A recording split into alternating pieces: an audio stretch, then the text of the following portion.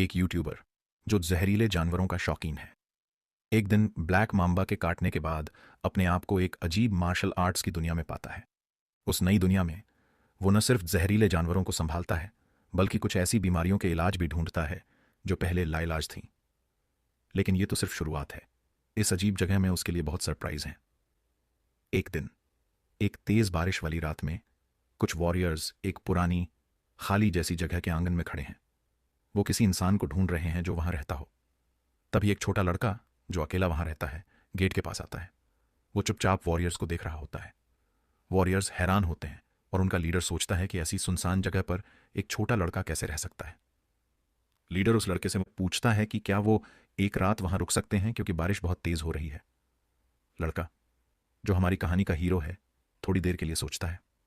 उसे लगता है कि शायद ये लोग समझते हैं कि वो कोई छोटा जादूगर या सोर्सरर है जो एकेडमी को संभाल रहा है। वो पोलाइटली इनसे बात करता है और सोचता है कि ये लोग शायद बुरे नहीं हैं। फिर वो उन्हें रुकने की इजाज़त दे देता है, लेकिन एक शर्त के साथ, मेरे रूम के पास मत आना। लीडर उसको शुक्रिया कहता है और अपने वॉरियर्स से कहता है कि वो इस रूल का ध्यान रखें। वॉरियर्स अलग अलग जगह अपना सोने का इंतजाम करते हैं।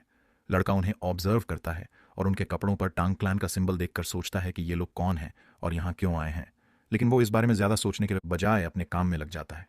अपने रूम में जाकर लड़का अपने छोटे कंपेनियंस का ध्यान रखता है। एक बड़ा सेरामिक जार खोलकर वो छोटे कॉकरोचेस को देखता है और कहता है, वह लोग ज़रूर से भूखे होंगे। फिर वो दूसरा जार खोलता है जिसमें एक बड़ा काला स्पाइडर है जिसे ब्लैक अर्थ टाइगर कहते हैं, जो चीन के हियन रीजन में पाया जाता है। यह स्पाइडर अपने unique black tiger like stripes के लिए फेमस है और 20 सेंटीमीटर तक लंबा हो सकता है। लड़का उस स्पाइडर को एक कॉकरोच खिलाता है और उसका साइज देखकर खुश होता है। उसके बाद वो एक ड्रॉअर से एक केव गेको निकालता है और उसे एक कॉकरोच खिलाता है। गेको के डिजाइन्स देखकर वो इम्प्रेस होता है, लेकिन तभी गेको उसे काट लेता है और वो डरकर पीछे हट जाता है। इस छोटी सी चीज के बाद उसके दिमाग में पुरानी जिंदगी की यादें लौट आती हैं। उसे याद आता है कि वह एक स्ट्रीमर था जिसका 1 मिलियन सब्सक्राइबर्स का यूट्यूब चैनल था। उसका कंटेंट वेनमस इंसेक्ट्स और एनिमल्स के ऊपर होता था। एक बार अपने फैंस के कहने पर उसने एक ब्लैक माम्बा दिखाने का प्रॉमिस किया और अफ्रीका गया। लाइव स्ट्रीम के दौरान उसने कहा था, बस थोड़ी देर रुक जाओ, मैं जरूर ढूंढ के लाऊंगा। जब वो फ्रिज के पास जाता है, वही सांप फ्रिज के ऊपर से निकलता है और अचानक से उसे काट लेता है। अपने आखिरी पलों में उसे यह समझ आता है कि जिस सांप को वो इतने दिनों से ढूंढ रहा था वो तो हमेशा उसके पास ही था। उसकी नई कहानी एक अलग दुनिया में शुरू होती है। एक रात जब विल अपने रूम में था, तभी कोई दरवाजा खटखटाता है। जब वो दरवाजा खोलता है तो सामने कबीले का नेता खड़ा होता है। नेता शालीनता से उसे उस खराब मौसम में पनाह देने के लिए धन्यवाद कहता है। फिर वो विल को डिनर में शामिल होने का न्योता देता है और बताता है कि उन्होंने एक हिरण का शिकार किया है।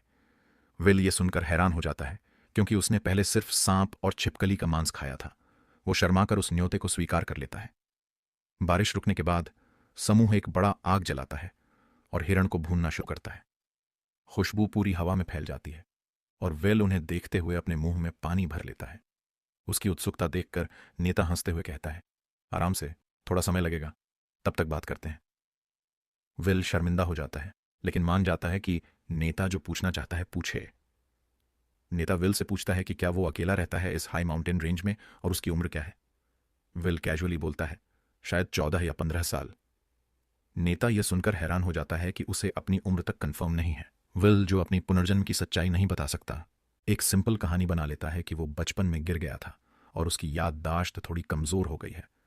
नेता सिंपैथेटिकली बोलता है कि विल ने बहुत मुश्किल समय देखा है और फिर कंफर्म करता है कि क्या वो सच में अकेला रहता है। विल हल्की हंसी के साथ बोलता है कि उसमें कोई खास टैलेंट या स्किल नहीं है। वो अपना समय सांपों को पकड़ने और उनकी खालें बेचकर बिताता है। नेता उसकी हिम्मत की तारीफ करता है क्योंकि उसकी उम्र में ऐसे खतरनाक काम करना आसान नहीं होता। विल कैजुअली जवाब देता है कि अब उसे आदत हो गई है। तभी एक बूढ़ा आदमी जो नेता का पिता है आता है और कहता है कि खाना तैयार है। वो विल को कहता है, यंग वॉरियर, यह लोग खाना। विल थोड़ा शर्मिंदा होता है लेकिन थैंकफुल महसूस करता है। वो एक टुकड़ा लेता है और कहता है कि उसने इतने समय से ठीक से मांस नहीं खाया। जब वो पहला निवाला लेता है तो उसे ऐसा लगता है जैसे यह सपना हो।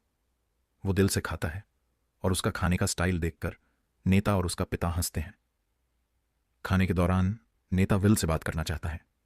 वो गंभीरता से बोलता है कि वो लोग एक खास चीज ढूंढने आए हैं। विल उत्सुकता से पूछता है, आप क्या ढूंढ रहे हो? नेता थोड़ा हिचकिचाता है लेकिन फिर समझाता है कि वो एक ब्लू स्पॉटेड वर्म को ढूंढने आए हैं। विल शुरू में कंफ्यूज हो जाता है कि कोई एक कीड़े के लिए इतना दूर कैसे यात्रा कर सकता है। नेता डिटेल में बताता है कि ब्लू स्पॉटेड वर्म का साइज बहुत बड़ा होता है। विल उत्सुक होकर पूछता है, कितना बड़ा? नेता कहता है, अगर वर्म पूरी तरह बड़ा हो तो तुम्हारे जितना बड़ा इंसान निगल सकता है। यह सुनकर विल शॉक हो जाता है। उसे लगने लगा कि यह दुनिया उससे कहीं ज्यादा अजीब और खास है जितना उसने सोचा था। पहले तो उसे ऐसा लगा कि वो बस कुछ 100 साल पहले के समय में आ गया है, लेकिन अब सब कुछ अलग लग रहा था। बुजुर्ग आदमी उसे समझाते हैं, घबराने की जरूरत नहीं है। वो बताते हैं कि उन्होंने इतना लंबा सफर सिर्फ इस जीव को ढूंढने के लिए किया है। विल थोड़ा चौंकते हुए पूछता है, क्या आप इसे पकड़कर पालने वाले हो? बुजुर्ग थोड़ी देर उसकी बात पर सोचते हैं, लेकिन फिर जोर से हंसने लगते हैं। नेता भी हंस पड़ते हैं। उन्हें उसकी बात मासूम और मजेदार लगती है। बुजुर्ग बताते हैं, इतना बड़ा वर्म पालना नामुमकिन है।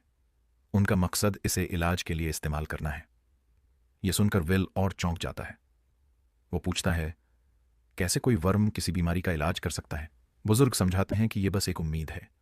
उनकी पोती एक गंभीर बीमारी से जूझ रही है और उन्हें लगता है कि इस वर्म के अंदर छुपा एक खास जेम उसकी जिंदगी बचा सकता है। विल अब उनकी बात समझ जाता है। उसे एहसास होता है कि ये लोग अपनी पोती को बचाने के लिए कुछ भी करने को तैयार हैं। नेता जोड़ते हैं, वो लड़की सिर्फ बुजुर्ग की पोती नहीं बल्कि मेरी बेटी भी है। यह सुनकर विल को उनकी हालत का एहसास होता है। उसे लगता है कि माता पिता अपने बच्चों के लिए किसी भी हद तक जा सकते हैं। विल, जो पहले वर्म को लेकर थोड़ी सहानुभूति महसूस कर रहा था, अब उनकी मदद करने का फैसला करता है। वो उनकी दयालुता और मेहमान नवाजी का आदर करते हुए कहता है, शायद मैं जानता हूं कि यह वर्म कहां हो सकता है। यह सुनकर नेता और बुजुर्ग दोनों खुश हो जाते हैं। विल बताता है कि उसे जहरीले जीवों के बारे में काफी जानकारी है। वो कहता है कि पूरी दुनिया में लाखों प्रजातियां हैं, जिनमें से करीब 20,000 जहरीली होती हैं। उसने इन सब के बारे में पढ़ा और सीखा है। थोड़ा सोचने के बाद विल अपनी याददाश्त को टटोलता है और आखिरकार उस जानकारी तक पहुंचता है जो उसे चाहिए। वो बताता है कि उसे शायद पता है कि वर्म कहां मिलेगा। यह सुनकर सभी हैरान रह जाते हैं। नेता और बुजुर्ग उससे और डिटेल में पूछते हैं। विल पहले उनसे पूछता है, आपने अब तक कहां कहां खोजा है? नेता बताते हैं कि उन्होंने दक्षिण और पूरब के इलाकों में खोजा है और उत्तर में नदी किनारे भी देखा है, लेकिन सिर्फ दिन के समय। विल समझ जाता है कि उन्होंने वर्म को क्यों मिस कर दिया। वो बताता है, आपने गलत इलाकों में खोज की है। बुजुर्ग पूछते हैं, मतलब? विल समझाता है, वर्म सेंटीपीड जैसे जीवों की कैटेगरी में आते हैं। ये ठंडे खून वाले होते हैं और इन्हें नमी और सही तापमान की जरूरत होती है। वो जोड़ता है, इनका एक्सोस्केलेटन वाटरप्रूफ होता है, जिससे ये हमेशा ह्यूमिड जगहें पसंद करते हैं, लेकिन पूरी तरह पानी में डूबे इलाकों से दूर रहते हैं। नेता और बुजुर्ग को समझ आता है कि उनकी खोज पूरी तरह गलत दिशा में हो रही थी। चाहे वो कितनी भी मेहनत करते, उन जगहों पर वर्म मिलना नामुमकिन था। नेता पूछते हैं, तो फिर ये वर्म कहां मिल सकता है? विल मुस्कुराते हुए कहता है, वो पश्चिमी किनारे पर रॉकी माउंटेन में हो सकता है। वो बताता है, सेंटीपीड जैसे वर्म दिन में चट्टानों में छिपे रहते हैं और रात में बाहर आते हैं। आधी रात को नेता और उनके आदमी रॉकी माउंटेन की ओर जाते हैं। वो हर जगह खोजते हैं, लेकिन काफी कोशिशों के बाद भी वर्म का कोई सुराग नहीं मिलता। नेता एक ऊंची जगह पर चढ़कर देखने की कोशिश करते हैं, लेकिन उन्हें कुछ नजर नहीं आता। उनमें से एक आदमी कहता है, शायद विल गलत था। नेता नीचे उतरते हैं और कहते हैं कि आज रात वर्म को ढूंढना बंद करते हैं। वो एक सिग्नल एरो फायर करते हैं ताकि उनके लोग वापस इकट्ठा हो सकें। टीम थकी और निराश होकर आग के पास लौटती है। वो विल के गाइडेंस पर भरोसा करते हैं, लेकिन वर्म न मिलने से परेशान है। नेता चुपचाप बैठकर सोचने लगते हैं, हुआन को बचाने की हमारी उम्मीद खत्म होती दिख रही है। हुआन, जो उनके परिवार का सबसे होनहार सदस्य थी, अब बस 3 महीने की जिंदगी के साथ लड़ रही थी। तभी बुजुर्ग आदमी, नेता के पिता, आग के पास आते हैं और पूछते हैं, कुछ पता चला? नेता हार मानते हुए जवाब देता है, कुछ नहीं मिला। बुजुर्ग भी भारी मन से कहते हैं, मुझे भी कुछ नहीं मिला। वो गंभीरता से जोड़ते हैं कि हुआन के पास अब बस कुछ ही समय बचा है और इतने कम वक्त में वर्म ढूंढना नामुमकिन है। सन्नाटा छा जाता है। फिर अचानक बुजुर्ग चौंक कर बोलते हैं, हमने इतनी बड़ी बात कैसे मिस कर दी? सब चौंक कर उनकी ओर देखते हैं। बुजुर्ग बताते हैं, इस पहाड़ पर पिछले 3 दिनों से कोई जानवर दिखा ही नहीं। यह सुनकर नेता और उसके लोग दंग रह जाते हैं। बुजुर्ग समझाते हैं कि जानवर या तो भाग गए हैं या फिर वर्म का शिकार बन गए हैं। वो नेता के कंधे पर हाथ रखकर कहते हैं, मुझे यकीन है कि ब्लू स्पॉटेड वर्म यहीं कहीं है। नेता को यह सुनकर उम्मीद मिलती है, लेकिन तभी जमीन जोर से हिलने लगती है। सब लोग अपना संतुलन खो बैठते हैं। जमीन में दरारें पड़ने लगती हैं और उसके नीचे से बड़े बड़े नुकीले अंग बाहर आने लगते हैं। फिर वो छिपा हुआ जीव धीरे धीरे सामने आता है। वो विशाल ब्लू स्पॉटेड वर्म अपने पूरे आकार में प्रकट होता है। उसका विशालकाय शरीर देखकर सभी डर के मारे इधर उधर भागने लगते हैं, लेकिन बुजुर्ग वहीं जमे रहते हैं, उस जीव को देखकर जैसे मंत्रमुग्ध हो गए हों। दूसरी तरफ विल को इस पूरे हंगामे की आवाज सुनाई देती है। वो सोचता है कि यह वर्म कितना बड़ा होगा कि इसके कारण पूरे पहाड़ पर ऐसा हंगामा मच गया। उसे थोड़ी चिंता होती है, लेकिन वो इस विशाल जीव को देखने के लिए उत्सुक भी है। कई घंटे की मेहनत और संघर्ष के बाद नेता और उसकी टीम वर्म को मारने में सफल हो जाती है।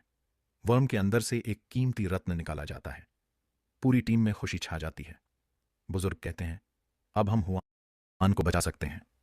नेता अपने पिता के पास आता है और उनसे गांव लौटने और घायल सैनिकों को साथ ले जाने के लिए कहता है। बुजुर्ग हैरान होकर पूछते हैं, तुम ऐसा क्यों कह रहे हो? नेता गहरी बात कहते हैं, हम दुश्मनी अपने खून में लिखते हैं और एहसान पत्थरों पर। वो बताते हैं कि अभी पहाड़ पर कुछ काम बाकी है। बुजुर्ग सहमत होते हैं और कहते हैं कि पहले विल का धन्यवाद करना चाहिए। वो सुझाव देते हैं कि विल को गांव बुलाया जाए और उसे उसकी पसंद का तोहफा दिया जाए। नेता खुद विल से मिलने और उसकी हालत जानने का फैसला करते हैं। इसी बीच विल अपनी जगह पर जागता है और देखता है कि उसके आसपास 3 छोटे लार्वा कीड़े के बच्चे रेंग रहे हैं। वो चौंकता है कि ये यहां कैसे आए। तभी उसे याद आता है कि उसने रात को वर्म के कुछ अंडे साफ करके अपने डेस्क पर रखे थे। वो शॉक्ड होता है कि अंडे अब हैच हो चुके हैं। जब विल एक लार्वा को अपने चेहरे से हटाने की कोशिश करता है तो वो उसे काट लेता है। वो सोचने लगता है कि यह सब कैसे हुआ। उसे याद आता है कि उसने रात को वर्म के अड्डे से अंडे चुराए थे। वापस लौटते वक्त वो एक बड़े कॉकरोच पर फिसल गया था। विल खुद को किस्मत वाला मानता है कि उस रात बारिश रुक गई थी, वरना मिशन फेल हो जाता। अकादमी आकर उसने अंडों को साफ किया और रख दिया था। लेकिन अब वो सोच रहा है कि कैसे वो इन छोटे लार्वा का अचानक से मानव बन गया है। अब ये लार्वा उससे चिपक गए थे और उसे जगह नहीं दे रहे थे।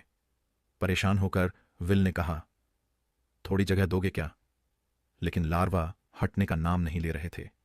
फिर उसके दिमाग में एक आइडिया आया। उसने सोचा, अगर इन्हें पानी में ले जाऊं तो शायद फिसल कर अलग हो जाएं।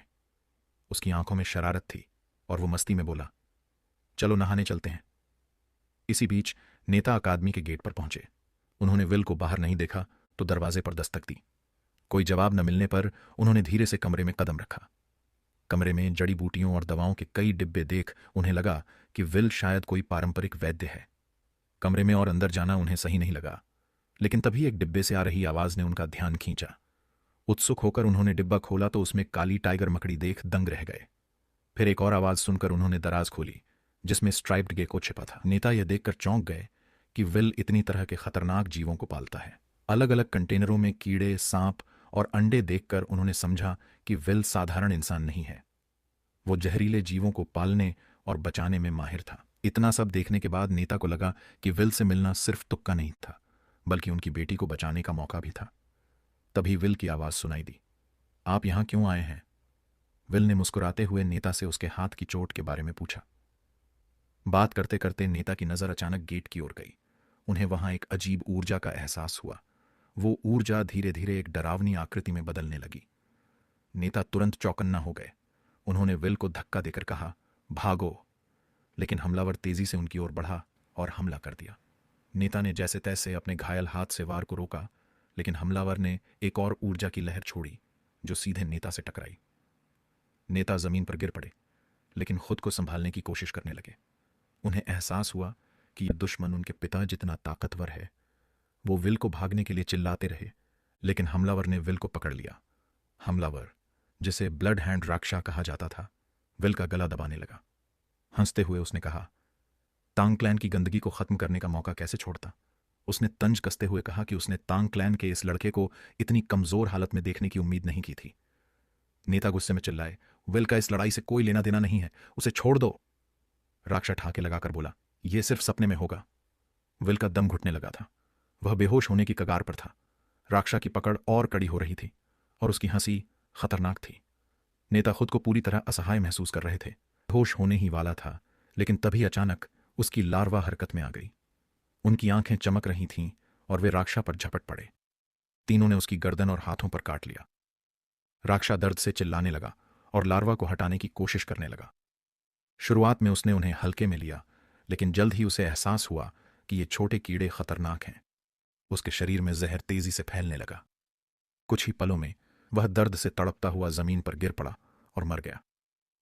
विल हैरान था यह देखकर कि लार्वा के जहर ने राक्षा को इतनी जल्दी खत्म कर दिया, कांपते हुए उसने नेता से पूछा, क्या राक्षस सच में बहुत बुरा आदमी था? नेता, जो खुद हैरान थे, ने धीरे से कहा, हाँ, वह बहुत खतरनाक था, लेकिन उनके मन में यह भी ख्याल आया कि विल कोई साधारण इंसान नहीं है। कुछ दिन बाद, राक्षा की मौत के बाद, नेता तेज बुखार और कमजोरी से जूझ रहे थे। विल उनकी देखभाल कर रहा था और उनकी हालत देखकर परेशान था। नेता ने कमजोर आवाज में कहा, तुमने मेरी बहुत मदद की है। विल ने बाकी योद्धाओं के बारे में पूछा। हालांकि नेता खून खांस रहे थे, उन्होंने इसे हल्के में लिया। विल ने पूछा, क्या आप उन मार्शल आर्ट्स की बात कर रहे हैं जहां लोग उड़ सकते हैं या आग फेंक सकते हैं? नेता ने मुस्कुराते हुए कहा, हर कोई ऐसा नहीं कर सकता, लेकिन हां, यह हमारे मार्शल आर्ट्स का हिस्सा है। विल को एहसास हुआ कि यह दुनिया कितनी अलग है, जहां विशाल कीड़े और अनोखे मार्शल आर्ट्स आम हैं। नेता ने उसे धन्यवाद दिया और कहा, मैं तुम्हारा कर्जदार हूं। नेता ने अपना परिचय दिया, मेरा नाम तांग शोल सान है, तांग क्लैन से। उन्होंने पूछा, और तुम्हारा नाम? विल ने कहा, विल सोरोंग। शोलसान ने पूछा, सोरोंग का क्या मतलब है? जब विल ने बताया तो उन्होंने कहा, इसका मतलब छोटा ड्रैगन होता है। बहुत अच्छा नाम है। नेता की नजर विल पर चिपके लार्वा पर गई। उन्होंने पूछा, ये लार्वा, ये जहरीले हैं? विल ने हंसते हुए कहा, हाँ, ये ब्लू स्पॉटेड वर्म के लार्वा हैं। यह सुनकर नेता अपनी चोटों की परवाह किए बिना उत्साह में उठ खड़े हुए। उन्होंने पूछा, तुमने इन्हें वश में कैसे किया? विल ने शांत करते हुए कहा, पहले आराम करें, यह लंबी कहानी है। नेता बोले, मुझे लंबी कहानियां पसंद हैं। विल ने मुस्कुराते हुए लार्वा पालने का पूरा किस्सा सुनाया। उन्होंने बताया कि कैसे उसने अंडे जुटाए, उनकी देखभाल की और सही समय पर लार्वा को जन्म लेते देखा। नेता हैरान रह गए और बोले, तुमने यह सब अकेले किया? विल ने हंसते हुए कहा, हाँ, और मुझे पता था कि ये कब फूटेंगे। नेता ने उसकी काबिलियत की तारीफ करते हुए कहा, तुम सच में खास हो। इसके बाद विल ने एक दराज से छिपकलियां निकाली। उसने दिखाया, एक पीले धारी वाली, दूसरी सफेद पूंछ वाली और तीसरी जिसका शरीर पीला और पूंछ सफेद थी। उसने बताया कि यह दो अलग छिपकलियों को मिलाने का नतीजा है। नेता ने ध्यान से देखा और कहा, यह तो सच में अनोखी लग रही है। विल ने सहमति जताई, हाँ, यह खास है। थोड़ी देर सोचने के बाद नेता ने पूछा, क्या जहरीले जीवों को मिलाकर और भी खतरनाक जहर बनाया जा सकता है? विल ने सोचा और कहा, हाँ, पर करना मुश्किल होगा। नेता उत्साहित हो गए और बोले, तुम हमारे तांग क्लैन में शामिल हो जाओ। विल चौंक कर सोचने लगा। नेता ने समझाया, तांग क्लैन में तुम्हें मार्शल आर्ट्स, जड़ी बूटियां और जहर का ज्ञान मिलेगा। तुम्हारे जैसे इंसान 10 खतरनाक जहरीले जीवों को भी पकड़ सकते हैं, जिनकी पूरे इलाके में चर्चा है। उन्होंने जोड़ा, और मेरी बेटी भी सबसे खूबसूरत लड़कियों में से एक है। विल ने चौंक कर कहा, क्या? नेता हंसते हुए बोले, हाँ, मेरी बेटी इस इलाके की सबसे सुंदर महिलाओं में गिनी जाती है। लेकिन जल्दी ही उन्हें एहसास हुआ कि विल को इंसानों से ज्यादा जहरीले जीवों में रुचि है। विल उत्साहित होकर बोला, वो 10 जहरीले जीव कैसे हैं? क्या वे ब्लू स्पॉटेड वर्म जितने अनोखे हैं? नेता बोले, ब्लू स्पॉटेड वर्म तो इन 10 जीवों में सबसे मामूली है। जाइंट बिच्छू और गोल्डन ग्लीमिंग मेंढक जैसे जीव उससे कहीं ज्यादा खतरनाक हैं। विल की आंखों में चमक देखकर नेता समझ गए कि उन्होंने उसे मना लिया है। 2 दिन बाद नेता ने योद्धाओं को राक्षा के हयन में आने की बात बताई। सभी चौंक गए। उन्होंने कहा, राक्षा इतने साल छिपा हुआ था, अपनी ताकत बढ़ा रहा था। उसकी शक्ति अब तुम्हारे पिता के बराबर थी। जब उन्होंने सुना कि राक्षा को मारने वाला नेता नहीं बल्कि विल था, तो सब हैरान रह गए। वे आकर उसका धन्यवाद करने लगे। कुछ ने पूछा, क्या तुम छिपे हुए मार्शल आर्ट्स मास्टर हो? विल को इतने सवालों से बेचैनी हुई, लेकिन नेता ने हस्तक्षेप करते हुए कहा, उसे अपनी बात खुद कहने दो। फिर विल ने लार्वा को बुलाया। उसकी पोशाक से 3 छोटे जीव बाहर आए। योद्धा देखकर दंग रह गए। एक ने पूछा, तुम ऐसे खतरनाक जीव अपने पास क्यों रखते हो? नेता ने कहा, ये ब्लू स्पॉटेड वर्म के लार्वा हैं, जिन्होंने राक्षा को खत्म किया। सभी और हैरान हो गए। एक ने पूछा, तुम इन्हें कैसे संभालते हो? नेता ने कहा, विल की ताकत खास है, इसलिए मैं चाहता हूं कि वह तांग क्लैन में शामिल हो। एक योद्धा ने उत्साह में कहा, यह मौका मत छोड़ना। नेता ने बीच में रोका और कहा, हमें अब और इंतजार नहीं करना चाहिए। विल ने पूछा, भी कुछ ढूंढ रहे हैं? नेता ने बताया कि राक्षा एक खतरनाक कला वेनमस ब्लड क्लॉ का इस्तेमाल कर रहा था। यह कला इंसानी खून और हड्डियों से अपनी ताकत बढ़ाती है। विल यह सुनकर सन्न रह गया। नेता ने कहा, अगर राक्षा के साथी हैं तो हमें उन्हें रोकना होगा और कैदियों को बचाना होगा। उन्होंने विल से मदद मांगी क्योंकि उसे हियन आइलैंड की जानकारी थी। विल ने सोचा और कहा, मैं मदद करूंगा, पर पहले आपको ठीक होना होगा। नेता खुश होकर बोले, तुम्हारा फैसला सही है, यह मिशन जिंदगी बचाने के लिए है। नेता पूरी तरह ठीक नहीं हुए थे, लेकिन विल ने कहा, पहले आप आराम कर लो, फिर मिशन शुरू करेंगे। नेता ने मुस्कुराते हुए कहा, ठीक है, तुम सही कह रहे हो। अंदर ही अंदर विल ने सोचा, यह अच्छा मौका है तांग क्लैन और इनकी सोच को समझने का।